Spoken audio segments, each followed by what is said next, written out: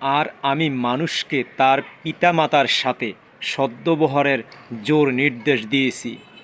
তার মাতা তাকে কষ্টের পর কষ্ট করে গর্ভে ধারণ করেছে। তার দুধ ছাড়ানো 2 বছরে হয়। নির্দেশ দিয়েছি যে আমার প্রতি ও তোমার পিতামাতার প্রতি কৃতজ্ঞ হও।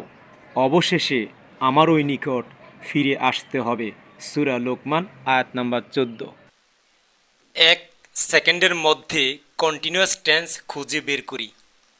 সূত্র: আইএনজি যেখানে, কন্টিনিউয়াস টেন্স সেখানে। Number 1, I eat rice.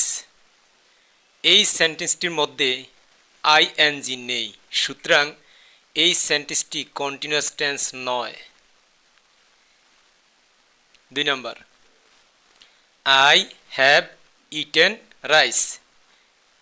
এই সেন্টেন্সটির মধ্যেও আইএনজি নেই, সুতরাং এই সেন্টেন্সটিও কন্টিনিউয়াস টেন্স নয়। নাম্বার 3,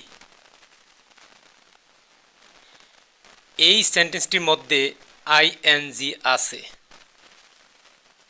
সুতরাং এই সেন্টেন্সটি হচ্ছে কন্টিনিউয়াস টেন্স। এই সেন্টেন্সটি অনেক বড় সেন্টেন্স, তারপরও কোনো টিচার বা কেউ যদি আপনাকে কোথাও লিখে জিজ্ঞেস করে এটি কোন টেন্স, আপনি 1 সেকেন্ডের মধ্যে বলে দিতে পারবেন এটা 100% শিওর কন্টিনিউয়াস টেন্স, কারণ এই সেন্টেন্সটির মধ্যে আইএনজি আছে। সুতরাং পুরো সেন্টেন্সটির মধ্যে নজর দিতে হয় না, শুধু খুঁজে দেখবেন আইএনজি কোথায় আছে। আইএনজি থাকলেই বলে ফেলবেন যে এটা কন্টিনিউয়াস টেন্স, আমি 100% শিওর। আর এটা বের করতে মাত্র 1 সেকেন্ড সময় লাগে। হাজার হাজার সেন্টেন্সের মধ্যেও আপনি কন্টিনিউয়াস টেন্স খুঁজে বের করতে পারবেন শুধুমাত্র আইএনজির মাধ্যমে। নাম্বার 4, এই সেন্টেন্সটির মধ্যে আইএনজি নেই, সুতরাং এই সেন্টেন্সটি কন্টিনিউয়াস টেন্স নয়। নাম্বার 5, এই সেন্টেন্সটির মধ্যে আইএনজি আছে, সুতরাং এই সেন্টেন্সটি কন্টিনিউয়াস টেন্স।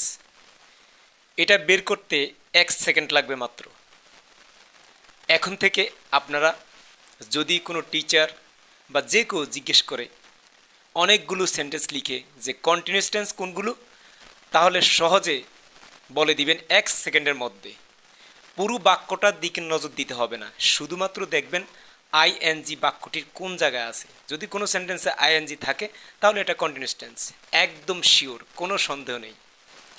আমার টেন্সের যতগুলো পর্ব আছে প্রথম থেকে দেখে আসতে হবে আপনাদেরকে বোঝার জন্য। হঠাৎ করে টেন্সের 5 নাম্বার পর্ব আপনারা দেখলেন তাহলে বুঝতে পারবেন না। এই জন্য আপনারা একদম প্রথম থেকে পর্ব 1, পর্ব 2, পর্ব 3 এভাবে দেখে আসবেন, তাহলে আপনার টেন্স শিখতে অনেক সহজ হবে।